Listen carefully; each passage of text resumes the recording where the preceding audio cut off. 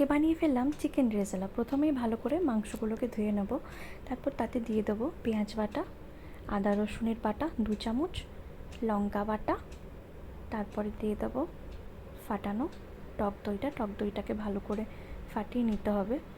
তারপরে দিয়ে দেবো 2 চামচ পরিমাণ মতো লবণ, দিয়ে দেবো রিফাইন্ড অয়েল, দিয়ে ভালো করে মাংসগুলোকে ভালোভাবে মাখতে হবে যাতে মাংসের ভেতরে মশলাগুলো যায়। 2 ঘন্টার জন্য আমি ঢাকা দিয়ে রেখে দেবো ম্যারিনেট করার জন্য। এদিকে একটা পাত্রে নিয়ে নিয়েছি কাজু আর পোস্ত, সেটাকে একটা সুন্দর পেস্ট তৈরি করে নেবো। কড়াইতে দিয়ে দেবো, আলুগুলোকে ভেজে একটা পাত্রে তুলে নেব। গোটা গরম মশলাগুলোকে ভালো করে ভেজে নেওয়ার পর ম্যারিনেট করা চিকেনটাকে দিয়ে দেবো। কিছুক্ষণ ঢাকা দিয়ে নেড়ে চেড়ে দিয়ে দেবো কাজু আর পোস্তর পেস্টটা।